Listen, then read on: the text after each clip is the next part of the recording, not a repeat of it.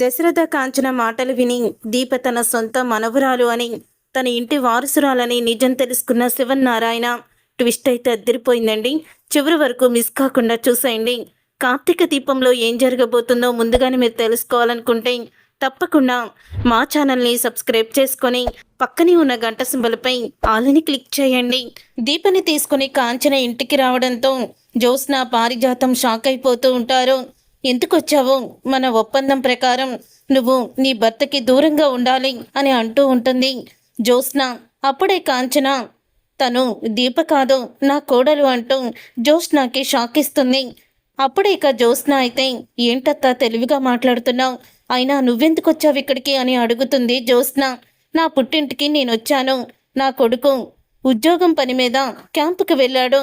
వాడు వచ్చే వరకు నా మనవరాలు కొడుకు లేని ఇంట్లో నాకు కూడా ఉండి బుద్ధి కాలేదు. అందుకని కడుపుతో ఉన్నా నా కోడల్ని తీసుకొని నా పుట్టింటికి వచ్చాను అని కాంచన అయితే జ్యోత్స్నకి సమాధానం చెప్తుంది. అది విని పారిజాతం జ్యోత్స్న ఇద్దరూ కూడా షాక్ అయిపోతూ ఉంటారు. అప్పుడు ఇక శివన్నారాయణ, ఇన్ని రోజులకి పుట్టింట్లో ఉండాలని నువ్వు ఆనందంగా మా ఇంటికి వచ్చావమ్మా, అదే చాలు. కొడుకు వచ్చే వరకేంటి, మీ కొడుకు వచ్చాక కూడా మీరు ఇక్కడే ఉండండి, ఎన్ని రోజులైనా ఉండొచ్చు.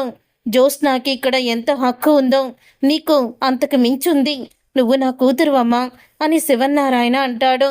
ఆ మాట విని జ్యోత్స్న కోపంతో రగిలిపోతూ ఉంటుంది. చూసావా గ్రాని, అత్త ఎంత ప్లాన్ వేసుకొని వచ్చిందో.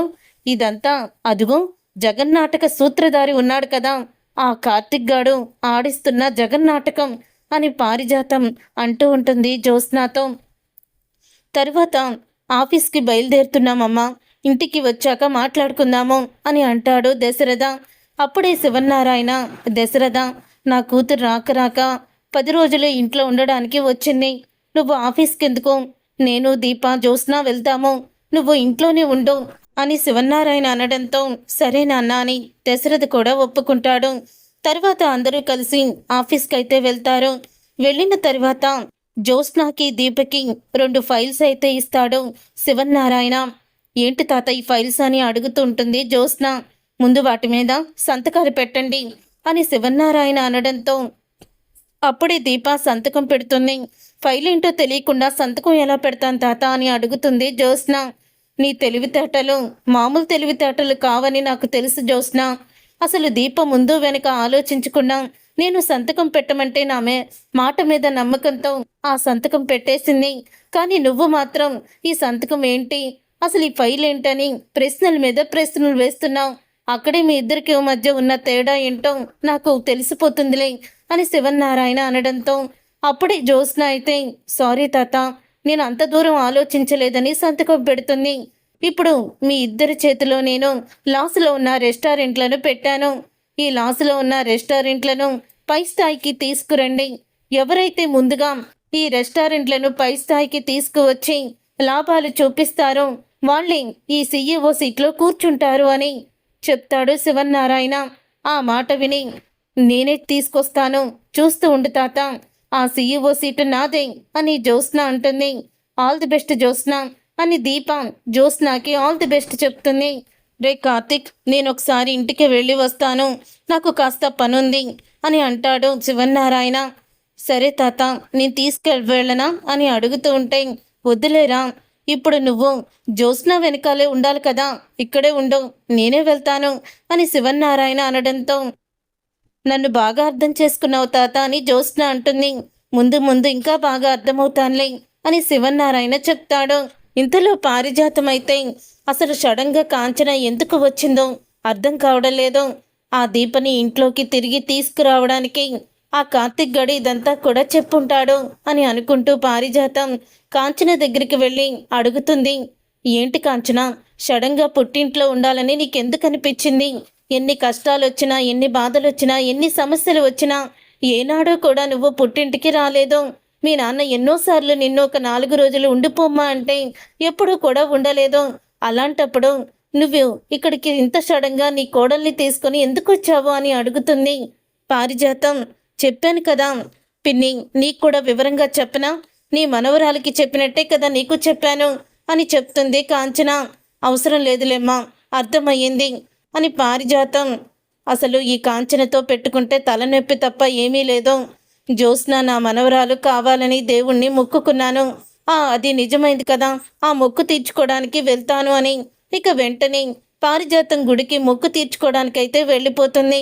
ఇంతలో సుమిత్ర, వదిన టాబ్లెట్లు వేసుకుంటున్నాను, అవి బాగా మత్తుగా ఉంటాయి, నేను వెళ్ళి పడుకుంటాను అని సుమిత్ర ఇక తన గదిలోకి వెళ్ళి పడుకుంటుంది. తరువాత ఇక దశరథ కాంచన ఇద్దరు కూడా ఇంట్లో ఉంటారు. ఇక దశరథ అయితే కాంచనతో నిజం చెప్పాలని నిర్ణయించుకుంటాడు.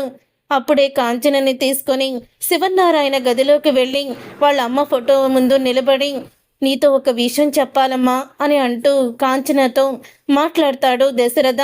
చెప్పన్నయ్య, ఏంటి సంగతి? అన్నయ్య, నువ్వు రాత్రి వచ్చి అసలు ఇదంతా ఎందుకు జరిగిందో ఏంటో అని నాకు వివరంగా అన్నీ కూడా చెప్పావు కాబట్టే సరిపోయింది, లేకపోతే నేను దీపని అపార్థం చేసుకునేదాన్ని అని చెప్తుంది కాంచన. నువ్వు దీపని అపార్థం చేసుకోవద్దమ్మా, ఎందుకంటే దీప బాధపడితే నేను తట్టుకోలేను అని దశరథ కాంచనతో మాట్లాడుతూ ఉండగా శివనారాయణ అయితే అక్కడికి వస్తాడు రూమ్ దగ్గరికి. కాంచన దశరథ ఇద్దరు మాట్లాడుకోవడం చూసి గుమ్మం దగ్గరే నిలబడిపోతాడు. దీప బాధపడితే నువ్వు తట్టుకోలేకపోవడం ఏంటన్నయ్యా? ఏదో కన్న కూతురు బాధపడుతుంటే కన్న తండ్రి తట్టుకోలేకపోతున్నాను అన్నట్టు చెప్తున్నావు అని కాంచన అనడంతో అప్పుడే దశరథ, నువ్వన్నది కరెక్టేనమ్మా, దీప ఎవరనుకుంటున్నావు? దీప నా కన్న కూతురు అని నిజం చెప్పేస్తాడు దశరథ. ఆ మాట విని ఇటు శివనారాయణ కాంచన షాక్ అయిపోతూ, ఏంటన్నయ్యా నువ్వు చెప్పేది? దీప మీ కన్న కూతురు ఏంటన్నయ్యా అని అడుగుతుంది.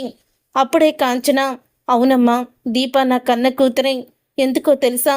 అసలు ఏం జరిగిందో తెలుసా అని పారిజాతం చేసిన కుట్రని మొత్తాన్ని కూడా బయటపడతాడు. అది విని ఒక్కసారి శివనారాయణ షాక్ అయిపోతూ ఉంటాడు. అంటే దీపన మనవరాలు, నా ఇంటి వారసురాలు జ్యోత్స్న పారిజాతం మనవరాలు దాసు కూతురా అని షాక్ అయిపోతూ ఉంటాడు శివనారాయణ. అప్పుడిక కాంచన, అన్నయ్య, నిజంగా ఆ దేవుడు ముందే మనం ప్రమాణం చేసుకున్నాం, నీ కూతుర్ని నా ఇంటి కోడల్ని చేసుకోవాలని. ఇప్పుడు నా కూతురే నీ ఇంటి కోడలైందమ్మా. ఇప్పుడు అర్థమవుతుందా నేనెందుకు దీప బాధపడితే తట్టుకోలేనన్నాడు? దీప నా కన్న కూతురు. దీపని చూస్తూ ఉంటే ఎప్పుడో నిజం చెప్పేయాలి, దీప ఇంటి వారసురాల్ని తనని మహారాణిలా చూసుకోవాలని అనుకుంటున్నాను, కానీ ఈ జ్యోత్స్న మాత్రం ప్రతిదానికి అడ్డుపడుతూనే ఉంది అని అంటాడు దశరథ. ఇక శివనారాయణ ఆలోచిస్తూ ఉంటాడు. దీప నా మనవరాలు గురించి వాడు నిజం బయట పెట్టకపోవచ్చు, అందరి ముందు కూడా నేను నిజాన్ని బయట పెట్టే తీరుతాను అని శివనారాయణ వెళ్ళబోతూ ఉండగా అప్పుడే కాంచన, మరి అందరికీ నిజం చెప్పకుండా ఎందుకన్నయ్యా ఇంకా నువ్వు నిజాన్ని దాచిపెడుతున్నావు? జ్యోత్స్న గురించి తెలుసుకోవడం ఎందుకు నిజాన్ని నువ్వు చెప్పడం లేదు అని అడుగుతుంది కాంచన.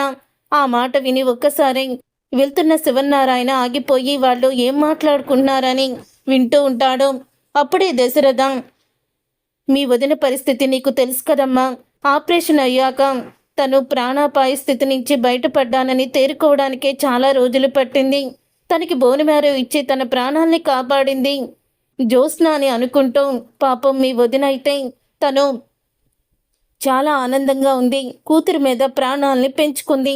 కూతురు ఒక్క నిమిషం కనపడకపోతేనే తట్టుకోలేకపోతుంది, తను మెంటల్ డిస్టర్బ్ అవుతుందని డాక్టర్లు కొన్ని రోజులు తను షాక్ అయ్యే నిజాలు చెప్పొద్దని మాకు చెప్పారు. జ్యోత్స్న మీద ప్రాణాలు పెట్టుకున్న మీ వదిన జ్యోత్స్న ఇలాంటిదని తెలిస్తే తట్టుకోలేదమ్మా, అందుకని నిజం చెప్పకుండా దాచిపెట్టాను అని దశరథ అనడంతో అప్పుడే ఆ మాట విని శివనారాయణ షాక్ అయిపోతూ ఉంటాడు. ఇప్పుడు దీపే నా మనవరాలని అందరికీ నిజం చెప్పాలని నేను వెళ్ళబోయాను, కానీ నా కొడుకు తన భార్య కోసం ఆలోచిస్తున్నాడు. తనకు భార్యకి ఏదైనా జరగరాంది జరిగితే ఏమవుతుందా అని బాధపడుతున్నాడు. కానీ ఈ విషయం నా కొడుకే చెప్పనప్పుడు నేను చెప్పడం అస్సలు కూడా బాగోదు. ఏ రోజు నిజం తెలియాలో ఆ రోజే నిజం తెలుస్తుంది. జ్యోత్స్న, పారిజాతం, మీ ఇద్దరికి త్వరలోనే గుణపాఠం చెప్పి తీరుతాను.